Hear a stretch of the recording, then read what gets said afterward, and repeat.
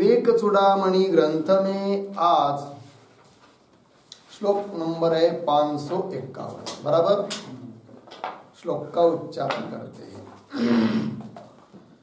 स्रोतसा नीयते दारो, स्रोतसा नीयते दारो, यथा निम्नोतस्थलम्, यथा निम्नोतस्थलम्, दैवेन नीयते देहो, दैवेन नीयते देहो, यथा कालोपभुक्तिषु, यथा कालोपभुक्तिषु।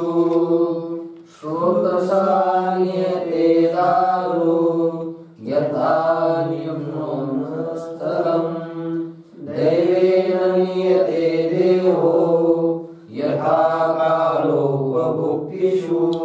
स्रोतसा नीयते दारो, यथा निम्नोतस्थलम्, दैवेन नीयते ध्यः, यथा कालोपभुक्तिषु।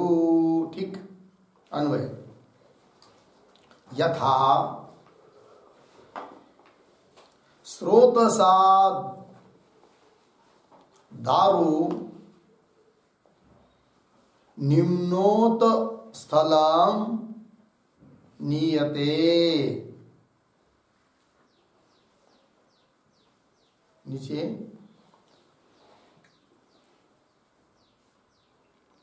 तो अध्यारोप ले सकते हैं तथा, तो दृष्टांत तो दे दिया। तथा ध्यः दैवेन यथा कालोपभुक्तिषु नीयते। हो गया जी। चलिए, तो जीवन मुक्त ज्ञानी महात्मा का वर्णन चल रहा है। तो क्या क्या कर रहे हैं, तो उदाहरण देकर समझा रहे हैं कि यथा जिस प्रकार स्रोतसा, स्रोतसा शब्द करते है जल प्रवाहेन,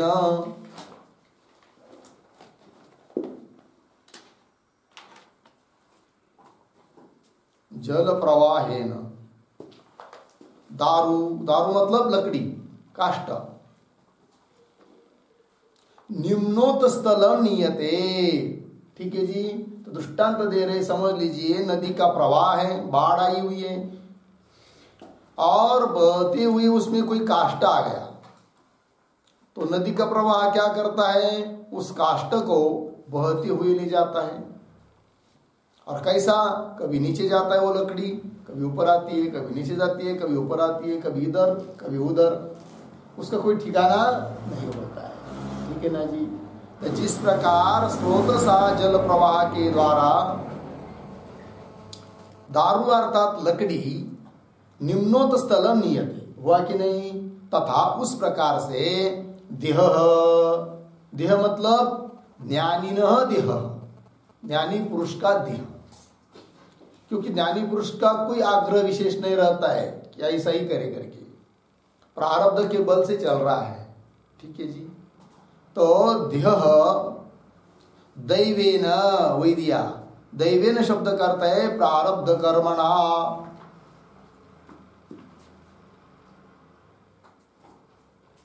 प्रारब्ध कर्म के द्वारा यथा कालोपभुक्तिषु नियते। यथा कालोपभुक्तिषु मतलब यथा समयम भोगीषु,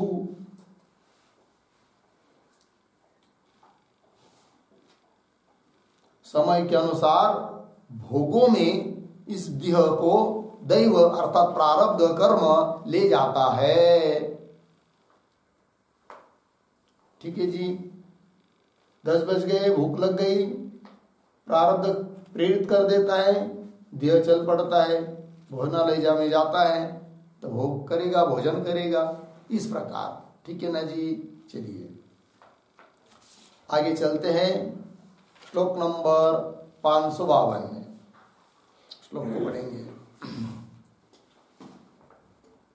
प्रारब्ध कर्म परिकल्पित वासनाभि प्रारब्ध कर्म परिकल्पित वासनाभिः संसारी वच्चरति भुक्तिषु मुक्तदेहः संसारी वच्चरति भुक्तिषु मुक्तदेहः सिद्धः स्वयं वसति साक्षिवदत्र तूष्णीम् सिद्धः स्वयं वसति साक्षिवदत्र तूष्णीम् चक्रस्य मूलमिव कल्पविकल्पशून्यः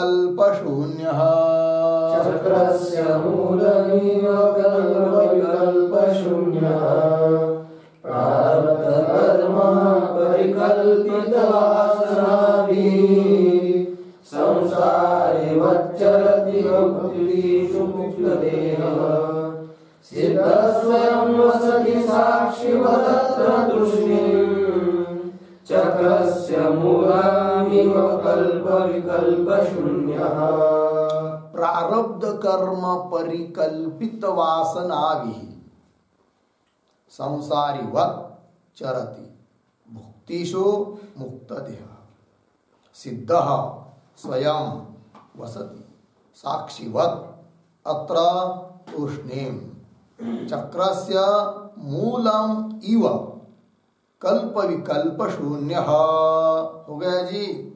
चलिए अन्वय मुक्त देह दूसरी लाइन में अंतिम का शब्द मुक्त देह प्रारब्ध कर्म परिकल्पित वासना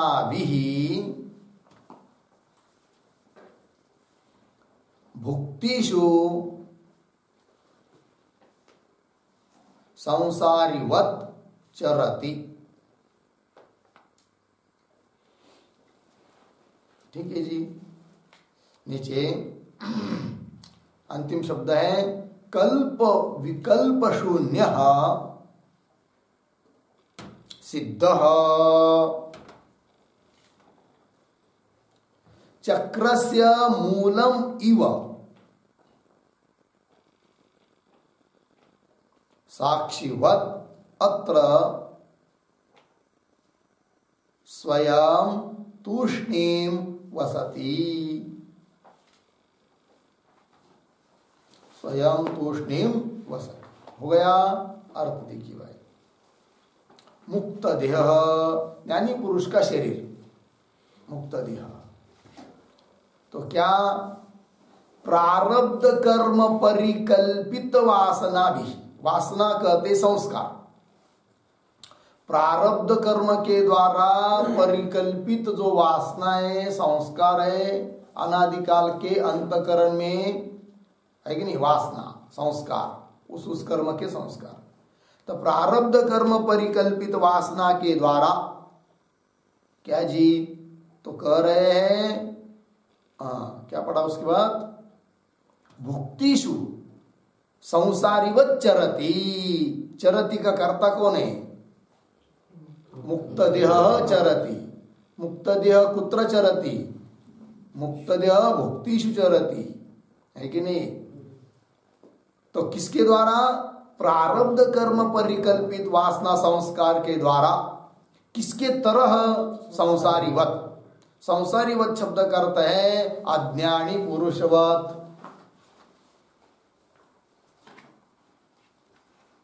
अज्ञानी पुरुष की तरह।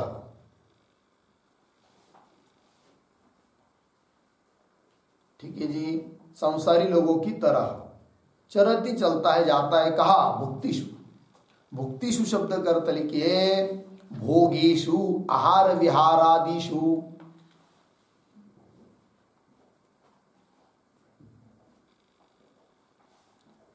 भोगेषु आहार विहारादिषु। ठीक है जी।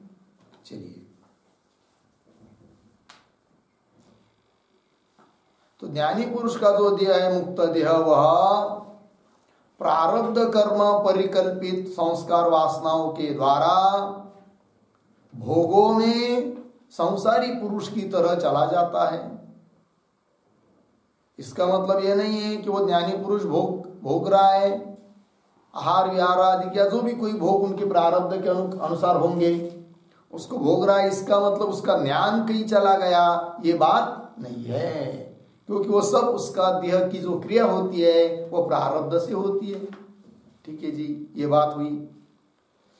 तो देखिए आगे कह रहे हैं कल्प विकल्प शून्य सिद्ध। सिद्ध शब्द करते ब्रह्मवेत्ता, और उसके लिए विशेषण दिया कल्प विकल्प शून्य, मतलब संकल्प विकल्प रहित।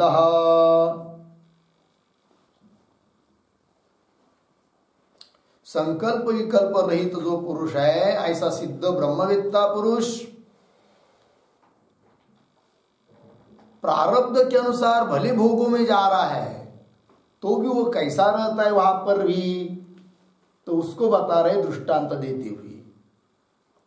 तो कल्प विकल्प शून्य सिद्ध चक्रस्य मूलम इव।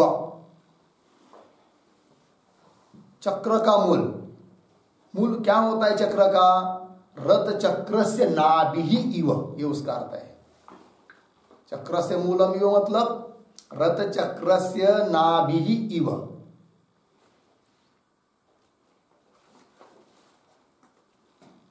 अपने रथ का कोई चक्का देखा होगा, गाड़ी का होता है कि नहीं, उसमें क्या होती है? नाभि। नाभि मतलब आंख है कि नहीं, आंख, या उसको क्या कहते हैं वो तुंबड़ी, तुम्ब है कि नहीं, उसमें सब आरे लगे रहते हैं। और उसके अंदर भी एक होता है आंख जिसको बोलते हैं, इसको अंग्रेजी में क्या बोलते हैं? एक्सल। चीसी किसको बोलते हैं? चीसी वेगड़ा है ना का? अच्छा अच्छा, ठीक है। आंख और क्या बोलते हैं? एक्सल। तो वो तो स्थिर है और चक्का घूम रहा है, ठीक है ना। तो वो स्थिर रहता हुआ सभी आरे पाटों को देख रहा है, कौन कैसा घूम रहा है, कितना घूम रहा है, किंतु स्वयं तो स्थिर है, ठीक है ना। उसी प्रकार ज्ञानी महात्मा भले प्रारब्ध कर्म के अनुसार आहार विहार आदि भोगों में चला जाए, किंतु वो साक्षी की तरह अपने स्वस्वरूप में स्थिर होता हुआ सब क्रिया को देख रहा है। ये बात है, दृष्टांत है। देखिए कल्प विकल्प शून्य सिद्ध चक्रस्य मूलमिव, रथ चक्र की नाभि की तरह क्या जी? साक्षीवत अत्र स्वयं तूष्णिम वसति। साक्षी जैसा किसी चीज में साक्षी होता है कि नहीं, दृष्टा, वो कुछ करता नहीं है, इधर पक्ष का होता है ना उधर पक्ष का होता है। कोर्ट में भी आजकल साक्षी देते है कि नहीं, है कि नहीं? साक्षीदार मतलब इसने देखा है मतलब जैसा देखा है वैसा बोल रहा है, न कि इसकी बाजू लेकर बोल रहा है उसकी बाजू लेकर बोल रहा है कि नहीं भाई ऐसा ऐसा हुआ, इसने ये किया उसने ये किया, साक्षी दे रहा है, ठीक है जी। उसी प्रकार जीवन मुक्त महात्मा साक्षी की तरह तुष्णिम भाव है कि नहीं, मौन भाव में स्वयं तुष्णिम वसति है कि नहीं। अत्र शब्द आया है यहाँ पर, क्या जी? चक्रस्य मूलम इव साक्षीवत अत्र शब्द का अर्थ लिखिए व्यवहारेषु भोगेषु वा।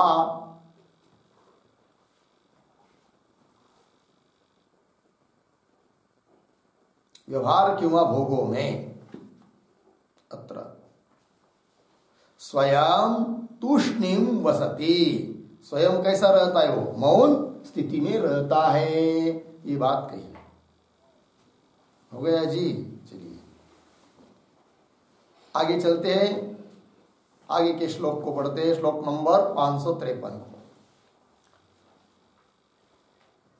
नैवेन्द्रियाणि विषयेषु नियुक्त एष,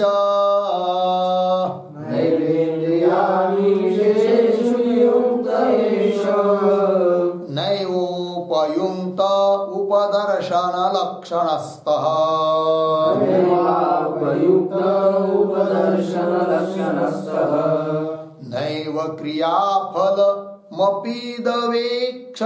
सः, नैव क्रियाफलमपीदवेक्षते सः, स्वानंद सांद्र रस पान समुत्त चित्तः, स्वानंद सांद्र रस पान समुत्त चित्तः,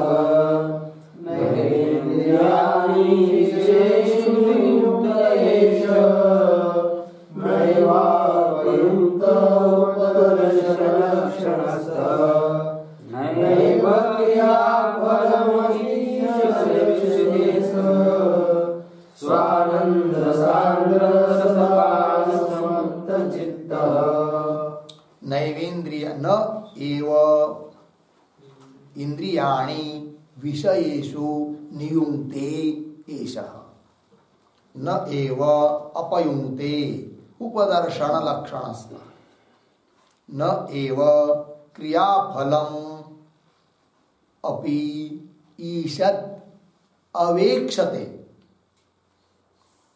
अवेक्षते सः स्वानंद सांद्र रसपान समुत्त चित्तः। हो गया जी। अन्वय देखिए, पहली पंक्ति में अंतिम का शब्द एषः, नीचे के पंक्ति में आएंगे उपदर्शन लक्षणस्तः।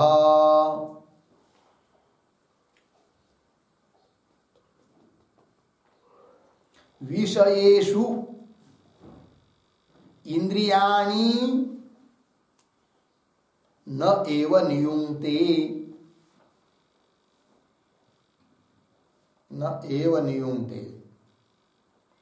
हो गया जी। नीचे न एव अपयुङ्क्ते,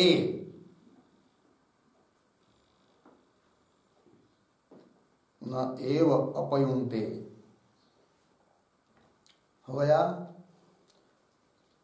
लास्ट पंक्ति में स्वानंद सांद्र रसपान समुत्त चित्तः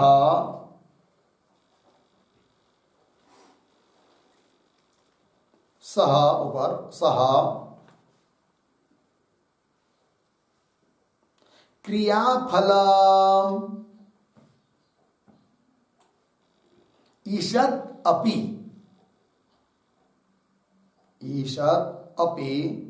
न एव अवेक्षते।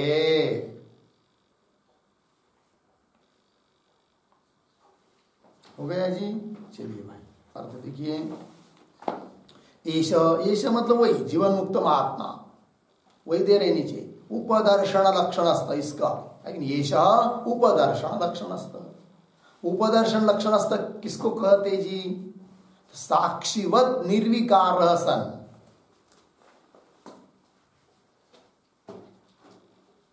साक्षीवत निर्विकार सन मतलब समीप रहकर केवल देख रहा है, साक्षी निर्विकार विकार रहित स्थिति में, ऐसा ये जीवन मुक्त महात्मा। उपदर्शन लक्षणस्तः विषयेषु इंद्रियाणि न एव नियुङ्क्ते, विषयों में अपने इंद्रियों को न एव नियुङ्क्ते, नियुङ्क्ते का अर्थ लिखिए न प्रेरयति, न एव नियुङ्क्ते का अर्थ हुआ न प्रेरयति न वा वारयति, क्योंकि आगे नीचे आ रहा है न एव अपयुङ्क्ते, न प्रेरयति न वा वारयति, प्रेरित भी नहीं करता है और हटाता भी नहीं है।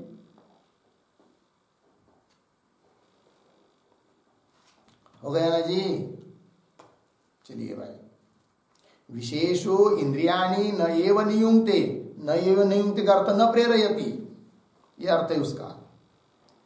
और आगे लिख रहे हैं न एव अपयुङ्क्ते, इसका अर्थ है न वा वारयति, न हटाता है। प्रारब्ध के संस्कार के अनुसार देह इंद्रियादि अपने अपने विषयों में जा रहे हैं तो जाने दो, हमको क्या उसका लेना देना। स्वयं तो कैसा रहता है, अपने स्वरूप में ही रहता है, देह की तरफ उसका ध्यान ही नहीं है।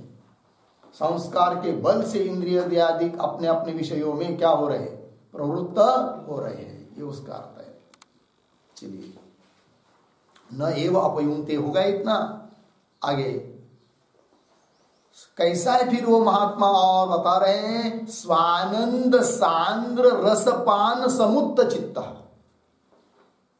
स्वानंद स्वरूपभूत आनंद, उसका जो सांद्र, सांद्र मतलब घनीभूत निबिड़, ऐसा जो स्वयं स्वस्वरूप का आनंद है, उसके रसपान में ही जिसका चित्त लग गया है उसको कहेंगे स्वानंद सांद्र रसपान समुत्त चित्त। हो गया। तो लिख सकते इसके लिए एक शब्द घनीभूत स्वानंदामृत रसपानेन,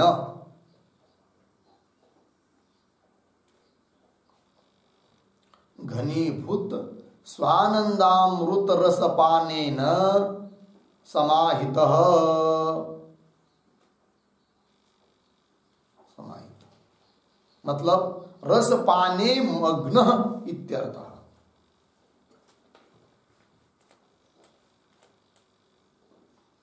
घनीभूत जो स्वानंद है, सो स्वरूपानंद है, वही अमृत है, और उसके रसपान में जो मग्न है उसको कहते हैं स्वानंद सांद्र रसपान समुत्त चित्त सह। ठीक है ना जी। वह सह महात्मा जीवन मुक्त पुरुष क्रियाफलम ईशत अपि न एव अपेक्षते। क्रिया का फल, ईशत मतलब किंचित, अपि ईशद अपि किंचित अपि, न एव अपेक्षते, क्रिया का फल की अपेक्षा करता नहीं है। ये बात हुई, क्योंकि उसका चित्त कहाँ लगा रहा है, लगा हुआ है घनीभूत अपना जो स्वरूपभूत आनंद है, उस आनंद का रसपान करने में ही जिसका चित्त अंतर्मुख हो चुका है। ठीक है जी। इसलिए वो फल, क्रिया फल, इसके तरफ ध्यान ही नहीं दे रहा है। हो गया। आगे चलिए। अब आगे श्लोक नंबर 554 को पढ़ेंगे। लक्ष्य गतिम त्यक्त्वा, लक्ष्य गतिम त्यक्त्वा, यस्तिष्ठेत् केवलात्मना, यस्तिष्ठेत् केवलात्मना, शिव एव स्वयं साक्षात्, शिव एव स्वयं साक्षात्, अयं ब्रह्म विदुत्तमः, अयं ब्रह्म विदुत्तमः। लक्ष्य गतिं त्यक्त्वा यस्तिष्ठेत् केवलात्मना, शिव एव स्वयं साक्षात्, अयं ब्रह्म विदुत्तमः। लक्ष्य गतिम त्यक्त्वा यह तिष्ठेत् केवलात्मना, शिवः एव स्वयं साक्षात्, अयं ब्रह्मविद् उत्तमः। ठीक है जी। अन्वय। यह लक्ष्य गतिम त्यक्त्वा,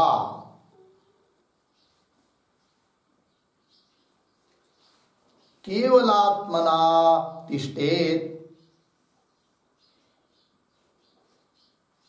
केवलात्मना तिष्ठेत्।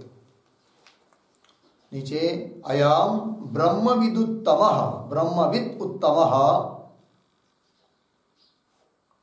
स्वयं साक्षात् शिवः एव। ठीक है जी। अर्थ देखिए भाई कि यह जो कोई जीवन मुक्त महात्मा लक्ष्य गतिम त्यक्त्वा, ठीक है ना, मतलब गति शब्द का अर्थ या चिंता, चिंता छोड़कर, किसकी, लक्ष्य, ये मेरा लक्ष्य है कि नहीं, ये मेरा ध्येय है, ये अध्येय है, इस प्रकार की चिंता वो नहीं करता है। तो लक्ष्य इसके ऊपर एक वाक्य लिखते हैं, एतद् ध्येयम, कौंस में लिखिए लक्ष्यम, कौंस बंद, बराबर ध्यान विषयीभूतम, अर्धविराम, तत्र प्रतिबंधकम एतत्,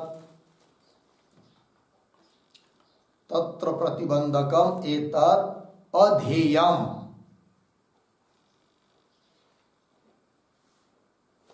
कौंस में लिखिए अलक्ष्यम, कौंस बंद, इति गतिम, बराबर चिंताम त्यक्त्वा,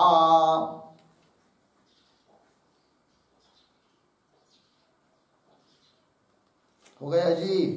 चलिए, तो किसी चीज की चिंता नहीं है, ये कभी नहीं सोचता है वो कि भाई मुझे ध्यान करना है तो अमुक अमुक मेरा ध्येय है, ये लक्ष्य है, ध्यान का विषय है। और क्या करूं, बीच में प्रतिबंध आ गया। ब्रह्माकार वृत्ति तो ब्रह्म ही मेरा ध्येय, या कोई ईश्वर या कोई चीज मेरी ध्येय है, और बीच में क्या आ गया, घटाकार वृत्ति हो गई। या बीच में ही ध्यान करने बैठा तो फोन आ गया पंगत वाले का, हमारी पंगत कब है करके, तो विक्षिप्त हो गया। वो तो मेरा ध्येय नहीं है, क्या है, अध्येय है। अब क्या करूं, चिंता करने लग जाते हैं। तो बोलते हैं जीवन मुक्त महात्मा किसी चीज की चिंता नहीं करते, ये ध्येय है और ये अध्येय है, कुछ नहीं है, न ध्येय है न अध्येय है कोई, क्योंकि सब कुछ उसके लिए क्या हुआ है, ब्रह्म ही हुआ है, स्वस्वरूप में स्थित है। तो ध्येय अध्येय की चिंता अब उनको रही नहीं। शुरू में साधक दशा में तो ये चिंता हो सकती कभी कभी, क्या रे भाई मुझे तो ब्रह्माकार आत्मा में रहना चाहिए, भगवान का ध्यान करना चाहिए, क्या सब लष्टम मेरे पीछे लग गया, लेकिन उब जाता है आदमी व्यवहार से। किंतु जब अनुभव लेते लेते साक्षात्कार हुआ है, उसका अभ्यास करते करते इतनी दृढ़ स्थिति, सहज स्थिति हो जाती है कि अब उसको कोई प्रतिबंध नहीं है, और न ध्येय और अध्येय, लक्ष्य अलक्ष्य, इसकी चिंता अब उनको रहती नहीं है। हो गया। देखिए तो कह रहे हैं, कहा यह लक्ष्यालक्ष्य गतिम त्यक्त्वा, चिंता को छोड़कर केवलात्मना तिष्ठेत, केवल आत्म स्वरूप से अपने स्वरूप स्थिति में ब्रह्मात्मना तिष्ठित रहता है। तो कह रहे अयम ब्रह्मविद, ये ब्रह्मवेत्ता है। उत्तम मतलब उत्तम ब्रह्मवेत्ता है, क्यों ब्रह्मवेत्ताओं में भी उत्तम है। अयम ब्रह्मविद उत्तम स्वयं साक्षात शिव एव, स्वयं स्वतः वो कैसा है, साक्षात शिव एव, शिव एव परमात्मा एव, परमात्मा ही है। ये बात हुई, शिव एव।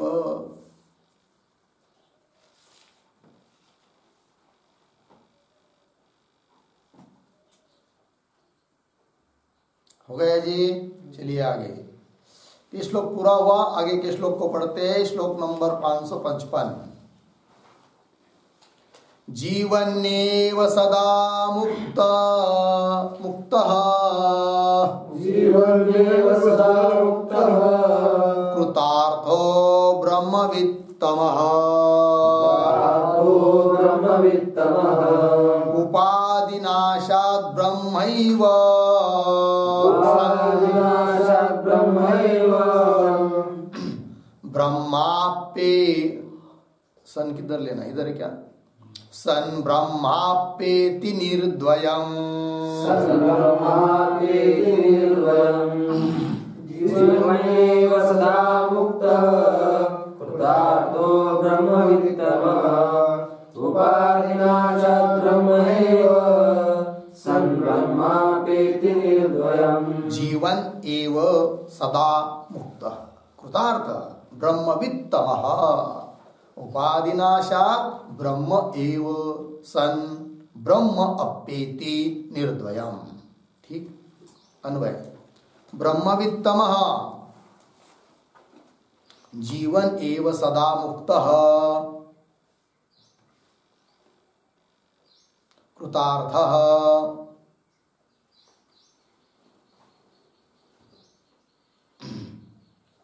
उपाधिनाशात् ब्रह्म एव सन, उपाधिनाशात् ब्रह्म एव सन निर्द्वयम् ब्रह्म अप्येति,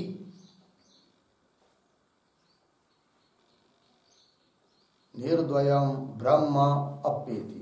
हो गया जी, अर्थ देखिए भाई। ब्रह्मवित्तम, ब्रह्मा ब्रह्मवित्तम है कि नहीं, ब्रह्मज्ञानियों में भी अत्यंत श्रेष्ठ, ऐसा जो ब्रह्मवित्ता पुरुष, जीवन एव सदा मुक्त, जीते जी ही, ब्रह्मवित्तम ब्रह्मज्ञानी जीवन एव जीते जी ही सदा मुक्त, मुक्त मतलब बंधन रहित, हमेशा वो बंधन रहित ही है। हो गया जी, मुक्त। कृतार्थ, कृतार्थ का अर्थ है कृतकृत्य, जो भी कृत्य था, करणीय था, वो उसने सब कर लिया। कृतकृत्य कृतार्थ। फिर उपाधिनाशात ब्रह्म एव सन। जब तक उपाधि है शरीरादिक, तब तक तो हम लोगों में वो दिखाई दे रहा है, तो भी वो ब्रह्म ही है। किंतु जब उसका शरीर छूट जाता है तब तो ब्रह्म ही है। पहले ही ब्रह्म है तो बाद में कहा जाएगा, ये बात है। तो उपाधिनाशात मतलब शरीरात्मक उपाधि विनाशात, ये उसका अर्थ है। क्योंकि शरीर उपाधि प्रारब्ध के निमित्त से टिकी हुई है। प्रारब्ध समाप्त हो जाएगा तो शरीर उपाधि नहीं रहेगी। तो उपाधिनाशात ब्रह्म एव सन, ब्रह्म ही होता हुआ वो निर्द्वय ब्रह्म अप्पेति। द्वैत रहित जो ब्रह्म है उसको अप्पेति। अप्पेति मतलब क्या? ब्रह्म अप्पेति मतलब ब्रह्मणि एव लीनम भवति, ब्रह्म में ही लीन हो जाता है। न तस्य प्राणा उत्क्रामंती, उसके प्राण का उत्क्रमण नहीं होता है। उनका और किसी शरीर में जाना नहीं पड़ता है, जन्म नहीं लेना पड़ता है। वो क्या हो गया? अभी ब्रह्म बन गया, मुक्त हो गया। हो गया जी। चलिए आगे के श्लोक को चलते हैं। श्लोक नंबर 556। शैलुषो वेश सद्भावा, शैलुषो वेश सद्भावा, भावयोश्च यथा पुमान्, भावयोश्च यथा पुमान्, तथैव ब्रह्मवित् श्रेष्ठः, तथैव ब्रह्मवित् श्रेष्ठः, सदा ब्रह्मैव नापरः, सदा ब्रह्मैव नापरः। शैलुषो वेश सद्भावा, भावयोश्च यथा पुमान्, तथैव ब्रह्मवित् श्रेष्ठः, सदा ब्रह्मैव नापरः। शैलुषः वेश सद्भावा भावयोः च यथा पुमान्, तथा एव ब्रह्मवित् श्रेष्ठः सदा ब्रह्म एव न अपरः। ठीक अन्वय। यथा शैलुषः वेश सद्भाव भावयोः च पुमान्, तथा एव ब्रह्मवित् श्रेष्ठः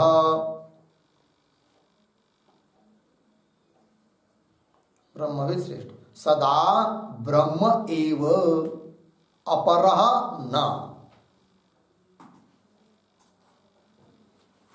हो गया जी। अर्थ देखिए भाई।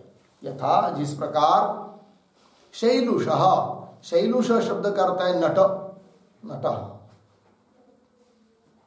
नाटक करने वाला व्यक्ति। अब नाटक समझ में नहीं आएगा अब लोगों को। पुराने जमाने की एक कला है, जानते हैं क्या? एक पात्री नाटक, द्विपात्री नाटक, बहुपात्री नाटक, है कि नहीं? क्या करते लोग? कथा याद करते थे।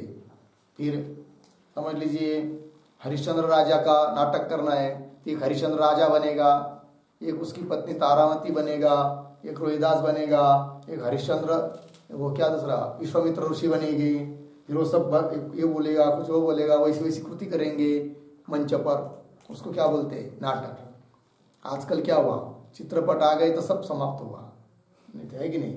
चलिए, तो कहने का तात्पर्य शैलुष नट वेश सद्भाव अभावयो, उन्होंने कपड़े पहन लिया तो भी पुरुष है कि नहीं? पुरुष के कपड़े पहना तो भी पुरुष है, स्त्री के कपड़े पहन लिया तो भी पुरुष है, और नंगा बन गया तो पुरुष है। उसमें कुछ बदल होने वाला है क्या? है नहीं ना, पुरुष है। शैलुष वेश सद्भाव अभावयो, है कि नहीं? अलग अलग प्रकार के कपड़े पहन लिया तो भी, नहीं पहने तो भी, यथा शैलुष वेद सद्भाव अभावयो पुमान, पुरुष ही है। तथा एवं ये दृष्टांत हुआ। उस प्रकार ब्रह्मविद श्रेष्ठ, ब्रह्मवेत्ताओं में श्रेष्ठ पुरुष सदा ब्रह्म एवं, उसका शरीर रहे चाहे न रहे तो भी वो क्या है? ब्रह्म ही है, अपरहा न है कि नहीं? दूसरा कुछ बनता नहीं है। लग गया जी? क्या है वो? ब्रह्म ही है कि नहीं? ये बात हो गई। आगे चलिए, दृष्टांत समझ में आया? सरल है सब। आगे चलते हैं श्लोक नंबर 557 में। यत्र क्वापि विशीर्णं सत्, यत्र क्वापि विशीर्णं सत्, पर्णमिव तरोर्वपुः पतनात्, पर्णमिव तरोर्वपुः पतनात्, ब्रह्मीभूतस्य यतेः प्रागेव, ब्रह्मीभूतस्य प्रागेव, हि तच्चिदग्निना दग्धम्, हि तच्चिदग्निना दग्धम्। यत्र क्वापि विशीर्णं सत्, पर्णमिव तरोर्वपुः पतनात्, ब्रह्मीभूतस्य यते प्रागेव, हि तच्चिदग्निना दग्धम्। यत्र क्वा अपि विशीर्णं सत् पर्णम इव तरोः वपुः पतनात्, ब्रह्मीभूतस्य यतेः प्राग एव हि तत् चिदग्निना दग्धम्। ठीक अन्वय। ब्रह्मीभूतस्य यतेः वपुः तरोः विशीर्णं सत्पर्णम इव यत्र क्वापि पतनात्, नीचे ही प्राग एव तत् चित अग्निना दग्धम।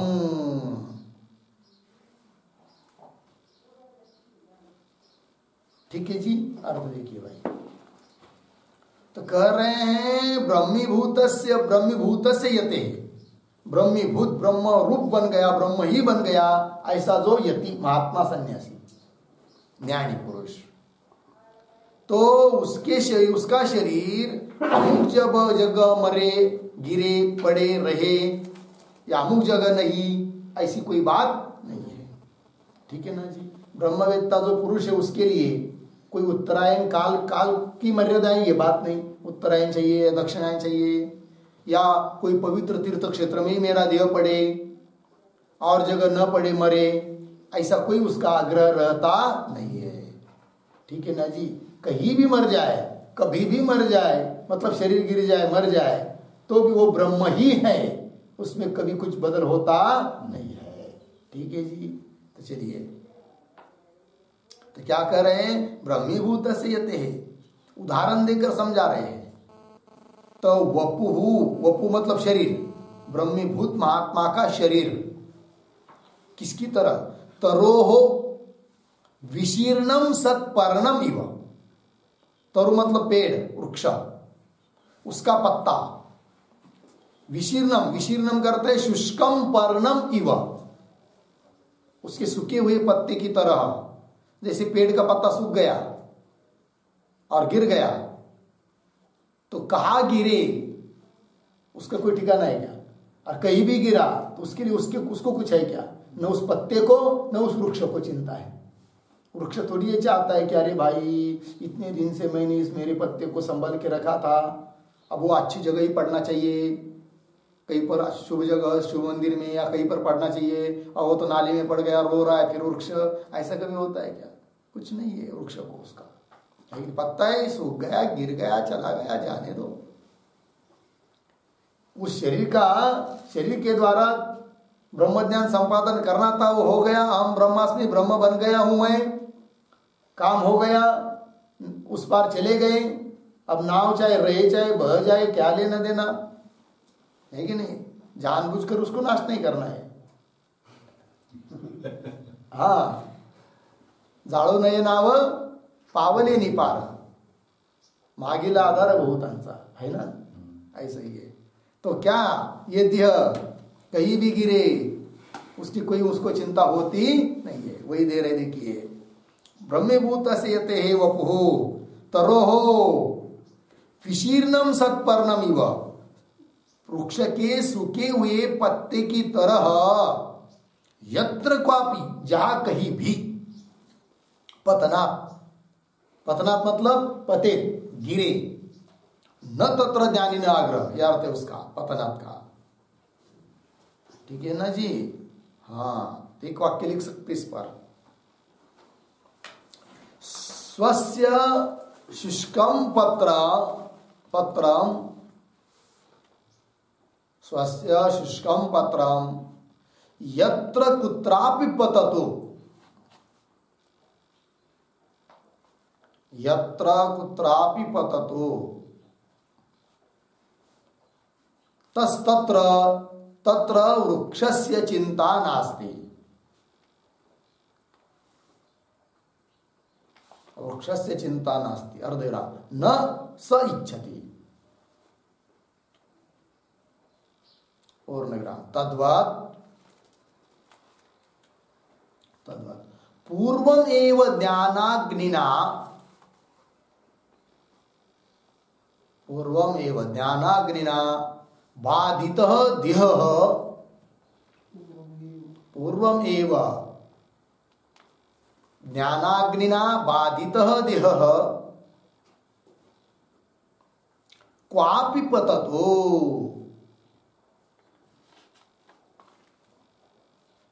क्वापि पततो तत्र ज्ञानिनः चिंतादिकं नास्ति एव।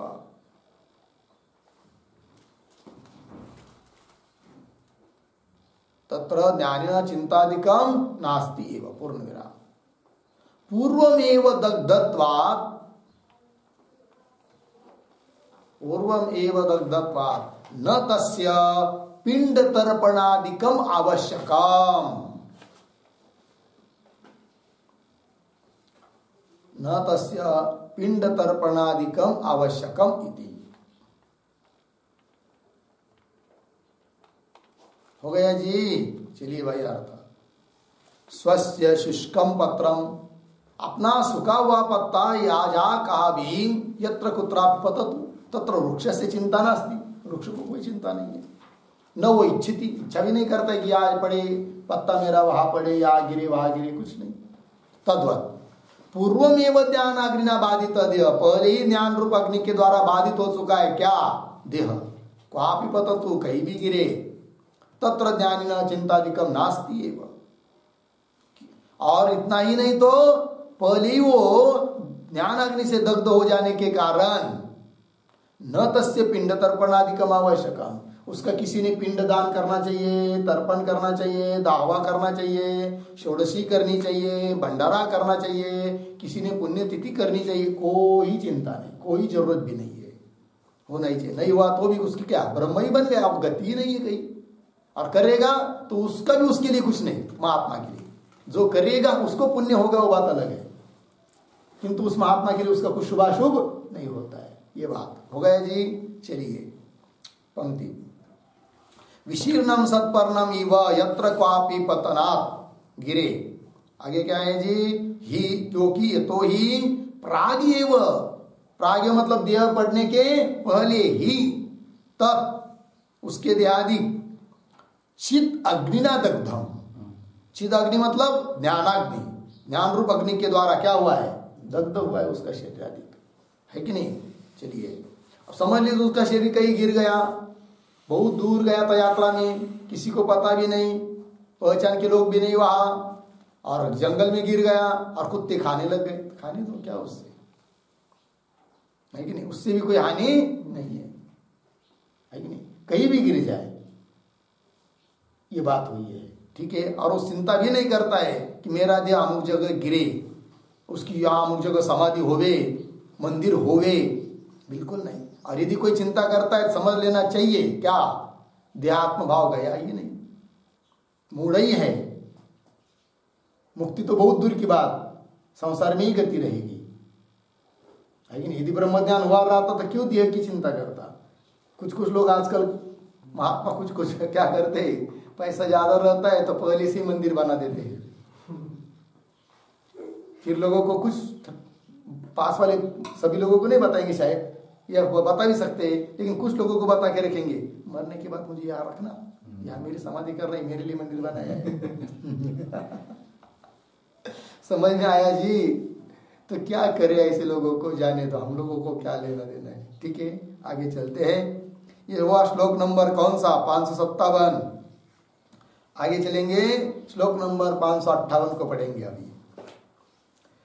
सदात्मनि ब्रह्मणि तिष्ठतो मुनेः, सदात्मनि ब्रह्मणि तिष्ठतो मुनेः, पूर्णाद्वयानन्दमयात्मना सदा, पूर्णाद्वयानन्दमयात्मना सदा, न देशकालाद्युचित प्रतीक्षा, न देशकालाद्युचित प्रतीक्षा, त्वमांस्विट्पिण्ड विसर्जनाय, त्वमांस्विट्पिण्ड विसर्जनाय, सदात्मनि ब्रह्मणि तिष्ठतो मुनेः, पूर्णाद्वयानन्दमयात्मना सदा, न देशकालाद्युचित प्रतीक्षा, त्वमांस्विट्पिण्ड विसर्जनाय।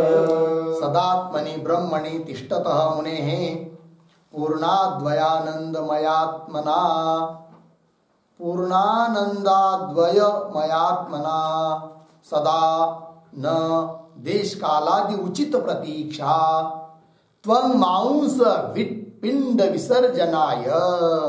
अन्वय, सदात्मनि ब्रह्मणि पूर्णाद्वयान सदा तिष्ठतः मुनेः,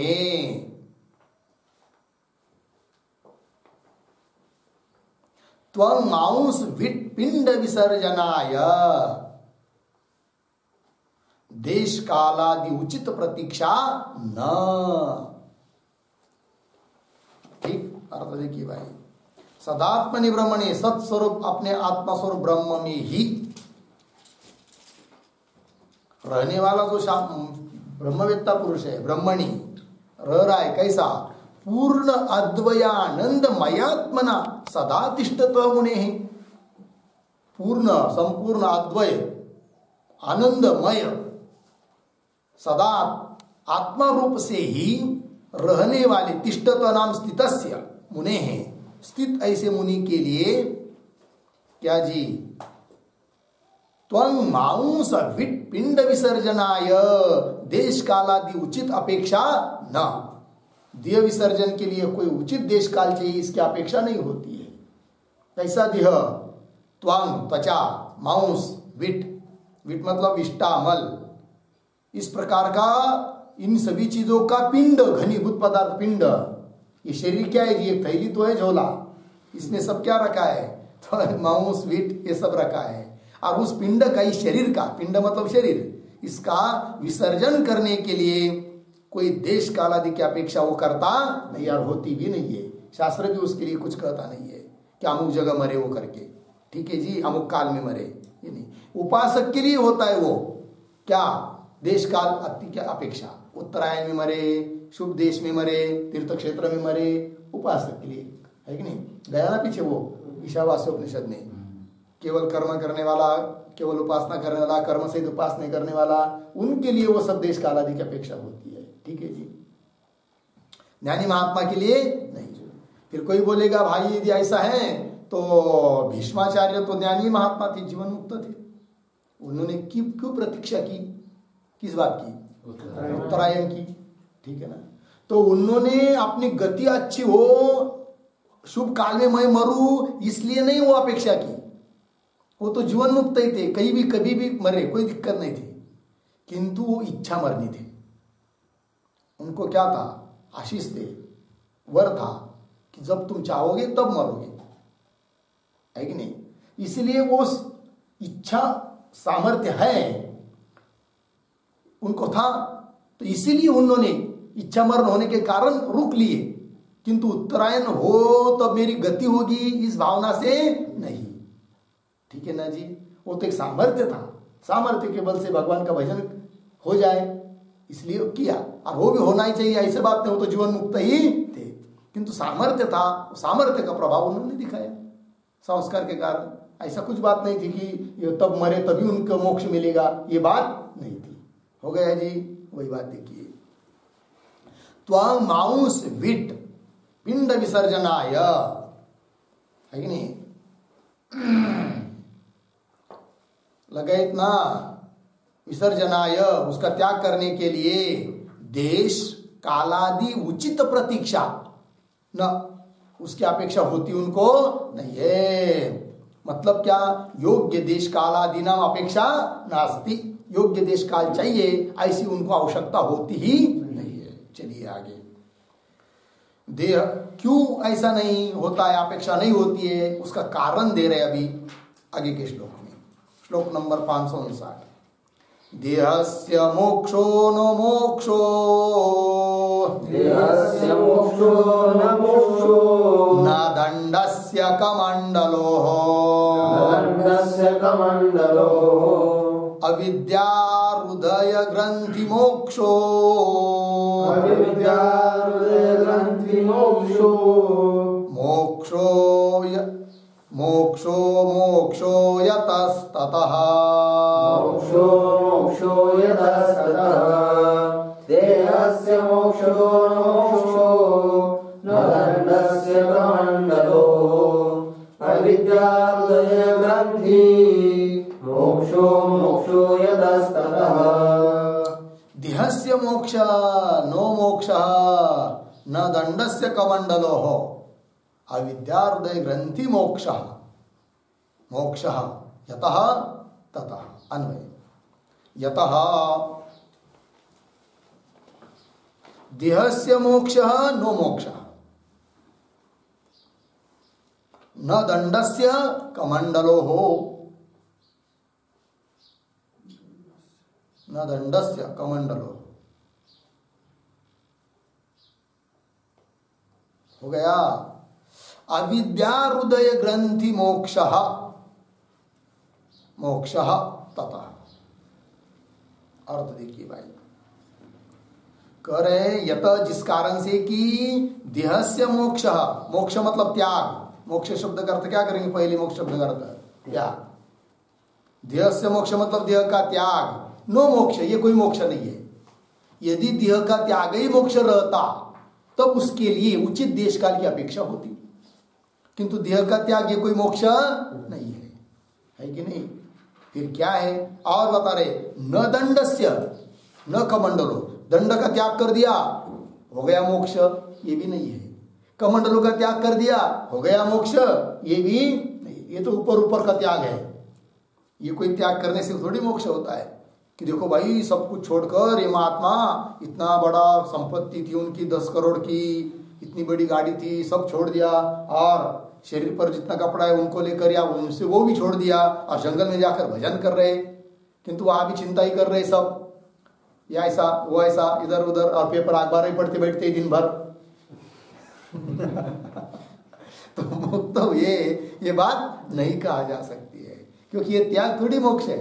यद्यपि त्याग करना उचित बात है, लेकिन मुख्य मोक्ष क्या है उसको बता रहे यहां। तो क्या कर रहे, अविद्या हृदय ग्रंथि मोक्ष, मोक्ष मतलब नाश, यहां पर अविद्या हृदय ग्रंथि मोक्ष शब्द है कि नहीं, मोक्ष शब्द से क्या लेंगे, नाश, किसका नाश, अविद्या हृदय ग्रंथि का नाश मोक्ष, ये मोक्ष है, ये मुक्ति है। लग गया जी, अविद्या हृदय ग्रंथि मतलब चिज्जड़ ग्रंथि नाम नाश, ठीक है ना जी, चिज्जड़ ग्रंथि नाम नाश,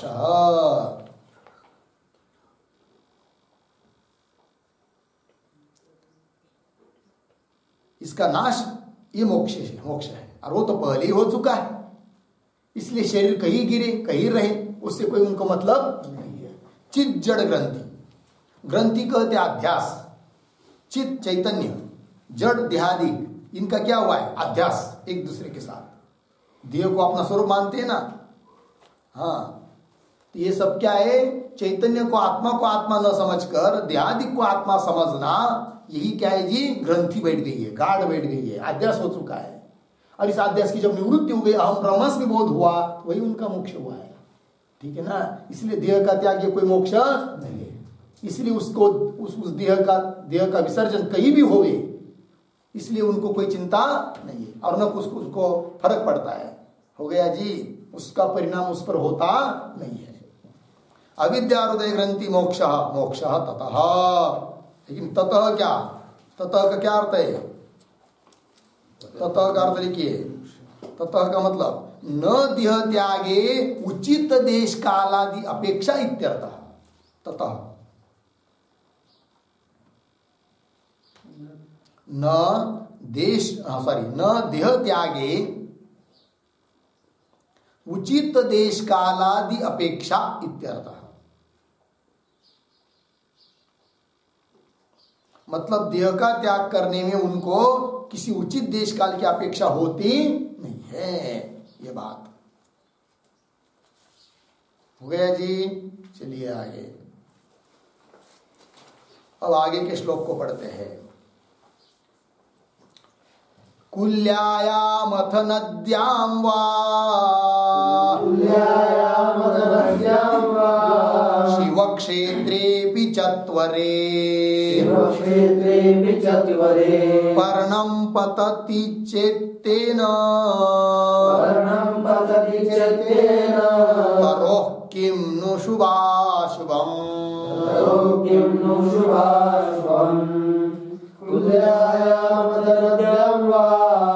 शिवक्षेत्रेऽपि चत्वरे पर्णं पतति चेत्तेन तरोः किं नु शुभाशुभम्। कुल्याय नहीं, कुल्यायाम अथ नद्यां वा शिवक्षेत्रे अपि चत्वरे पर्णं पतति चेत् तेन तरोः किं नु शुभाशुभम। अन्वय देखिए भाई। पर्णम कुल्यायाम अथ नद्यां वा शिवक्षेत्रे चत्वरे अपि पतति चेत् तेन तरोः शुभाशुभम किम नु। अर्थ देखिए। पर्णम वृक्ष का पत्ता, कुल्याम मतलब नाली में, कुली कहते नाली को, कुल्याम अथवा नद्याम किंवा नदी में, किंवा शिवक्षेत्रे मतलब शिवालय किंवा काशी क्षेत्रे। भगवान शंकर जी के मंदिर में जाकर गिर गया वृक्ष का पत्ता, किंवा काशी में, किंवा नदी में, किंवा नाली में, किंवा और कई जगह शिव क्षेत्रे, वही दिख रहे। चत्वरे अपि, चत्वरे मतलब चौराहा, चौक, उसमें है कि नहीं। चत्वरे अपि पतति चेत गिर जाता है तो, तेन ऐसा गिर जाने से, तरोः शुभाशुभम किम्नु, उस वृक्ष को क्या शुभाशुभ है, क्या सुख दुख है, क्या लाभ हानि है, कुछ नहीं। वृक्ष का कुछ बिगड़ता नहीं है। उसका पत्ता सूख गया, टूट गया, गिर गया, कहाँ गिरा, कोई लेना देना नहीं। उसी प्रकार जीवन मुक्त महात्मा का शरीर जब ब्रह्म ध्यान हो गया उसी समय मुक्त हुआ। ये देह शरीर कहीं भी गिरे, चाहे एक्सीडेंट में मरे, चाहे कोरोना होकर मरे, समझ में आया कि नहीं, बूढ़ा होकर मरे, कहीं पर मरे, गिरे, उससे उनको कुछ लेना देना नहीं है, न उससे उसका कुछ फर्क पड़ता है, परिणाम होता है। देह कहीं अशुभ जगह मर गया, इसलिए उनकी मुक्ति, मोक्ष के लिए, उसके मोक्ष के लिए, मुक्ति के लिए बाधा आएगी, ये बात नहीं है। और किसी अच्छी जगह मरेगा तब वो मोक्ष में जाएगा और उनकी गति अच्छी होगी, ये बात भी नहीं, क्योंकि उनकी गति होती ही नहीं, वो तो सब हर समय ब्रह्म ही है। हो गया जी। आगे ये हुआ भाई श्लोक नंबर 560। आगे वाले श्लोक को पढ़ते हैं, एक श्लोक को 561। पत्रस्य पुष्पस्य फलस्य नाशवत् पत्रस्य पुष्पस्य फलस्य नाशवत् देहेन्द्रिय प्राण धियां विनाशः देहेन्द्रिय प्राण धियां विनाशः नैवात्मनः स्वस्य सदात्मकस्य नैवात्मनः स्वस्य सदात्मकस्य नन्दाकृतेर्वृक्षवदस्ति चैषः नन्दाकृतेर्वृक्षवदस्ति चैषः पत्रस्य पुष्पस्य फलस्य नाशवत् देहेन्द्रिय प्राणधियां विनाशः नैवात्मनः स्वस्य सदात्मकस्य नन्दाकृतेर्वृक्षवदस्ति चैषः पत्रस्य पुष्पस्य फलस्य नाशवत् देहेन्द्रिय प्राण धियां विनाशः न एव आत्मनः स्वस्य सदात्मकस्य आनंदाकृतेः वृक्षवत् अस्ति च एषः। अन्वय देखिए भाई, तो देहेन्द्रिय प्राण धियां विनाशः,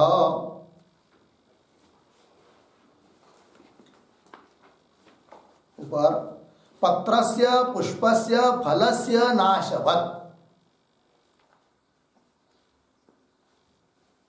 स्वस्य सदात्मकस्य आनंदाकृतेः आत्मनः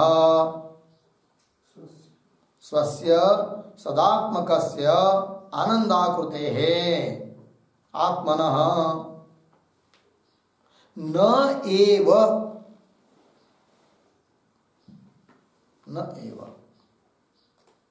व अर्धविराम च एषः वृक्षवत् अस्ति। ठीक है, अर्थ देखिए भाई, तो जीवन मुक्त महात्मा का देह इंद्रिय प्राण बुद्धि ये सब इनका विनाश किसकी तरह है जी? पत्रस्य पुष्पस्य फलस्य नाशवत्। जैसा पेड़ है, वृक्ष के पत्ते गिर जाते, साल में एक बार तो कम से कम गिरते ही है, और फूल आते वो रहते क्या? वो भी सूख जाते, गिर जाते। फल आते वो रहते क्या? वो भी नहीं आते, वायु से भी गिर जाते, कहीं पक जाते, पकने के बाद कोई तोड़ के ले जाता है, रहते नहीं है उनके पास। ठीक है ना? तो पत्र पुष्प फल का जैसा नाश होता है, उस प्रकार इस महात्मा के देह इंद्रिय प्राण इत्यादि को का क्या होता है? विनाश होता है, और उससे उसको कुछ लेना देना नहीं है। क्या करेंगे? स्वस्य सदात्मकस्य आनंदाकृते आत्मनः, अपना सदात्मक सत्स्वरूप सदात्मकस्य आनंदाकृते आनंद स्वरूपस्य आत्मनः, आनंद स्वरूप आत्मा का न एव, लेकिन उसका नाश होता नहीं है। नाश किसका होता है? वृक्ष का नाश नहीं हो रहा है, पत्र पुष्प फल इत्यादि का नाश हो रहा है, देह इंद्रिय मन बुद्धि इत्यादि का नाश हो रहा है, वृक्ष का नहीं। उसने अपने आत्मा स्वरूप का नाश होता नहीं है। हो गया? कैसा ये महात्मा? च एष वृक्षवद अस्ति, ये वृक्ष की तरह है कि नहीं? एष आत्मा वृक्षवद अस्ति, वृक्ष की तरह है वो। जैसे वृक्ष का नाश नहीं हो रहा है, बाहर की चीजों का नाश हो रहा है, उसी प्रकार आत्मा का नाश नहीं होता है, देह इंद्रिय मन बुद्धि इत्यादि का नाश होता है। हो गया जी? एक वाक्य लिखेंगे, पत्र पुष्पादीनां नाश सत्वे अपि, पत्र पुष्पादीनां नाश सत्वे अपि वृक्षस्य न नाशः, वृक्षस्य न नाशः पूर्ण विराम, तथा देहादीनां विनाशे अपि, देहादीनां विनाशे अपि आत्मनः न नाशः,